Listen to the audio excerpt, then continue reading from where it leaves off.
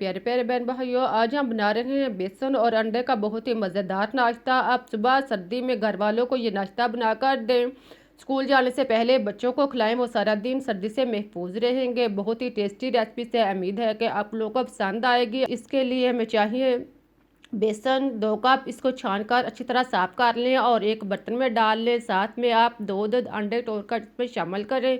इसके बाद आप हरा प्याज, अगर आपके पास नहीं है तो आप 1 अदद मीडियम साइज़ का प्याज इसे काट लें और उसमें शामिल करें। साथ में टमाटर 1 अदद मीडियम साइज़ का कटा हुआ शामिल करें और साथ में गाजर 1 अदद स्मॉल साइज़ की कटी हुई शामिल करें। इसके बाद आप शिमला मिर्च आधी या 2 खाने के चम्मच इसमें शामिल करें। साथ में हरी मिर्च 2 अदद बारीक कटी हुई शामिल करें। हरी मिर्च नाश्ते के लिए बहुत ही बेस्ट होती है और विटामिन से भी भरपूर होती है। आप इसको काट कर शामिल करें और फिर आप इसमें हरा धनिया कटा हुआ 2 से 3 खाने के चम्मच शामिल करने के बाद अब आप इसमें नमक टेस्ट के मुताबिक या 1 चम्मच शामिल करें।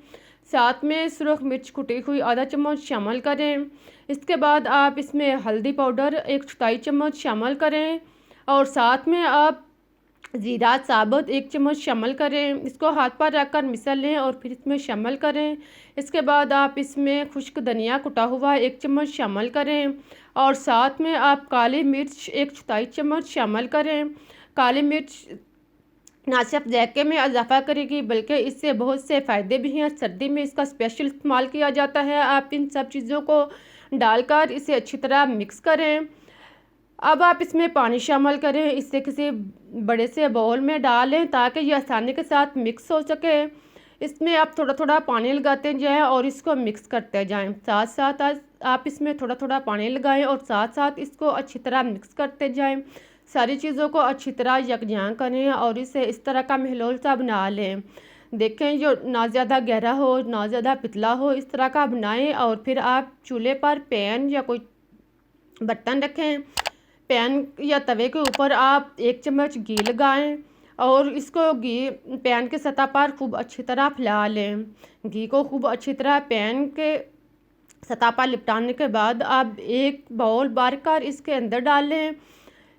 पैन के सतह पर एक बाउल डालने के बाद इसे आप हमवार करें। इसे चम्मच के साथ अच्छी तरह गोल रोटी की तरह बना लें।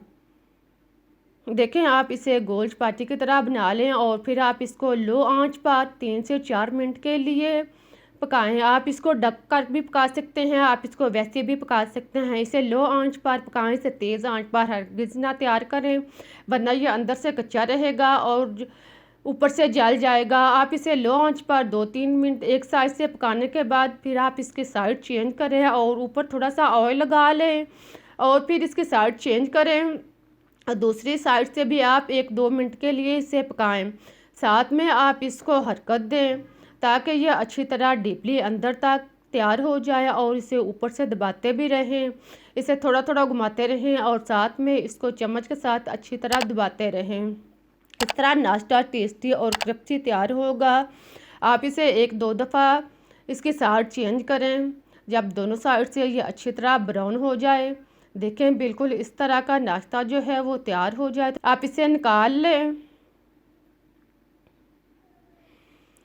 इसी तरह आप बाकी नाश्ता भी तैयार कर लें। अब मैं आपके सामने 2 चपातियाँ तैयार की हैं, बाकी आप खुद तैयार कर लें। मैं आपको तोड़कर दिखाती हूँ कितना नरम और सॉफ्ट नाश्ता तैयार हुआ है और क्रिस्पी भी है, बहुत टेस्टी है। आप बनाएं, इसे घर वालों को दें। ना सिर्फ जायके में लाजवाब है बल्कि ग़िज़ाइयत से भी भरपूर है। आप इसे एक दफ़ा ज़रूर बनाएं, इंशाल्लाह आप रोज़ बनाने पर मजबूर हो जाएंगे। आप इसे एंजॉय करें। मुझे इजाज़त दें, फिर मिलते हैं एक नई रेसिपी के साथ। तब तक के लिए अल्लाह हाफिज़।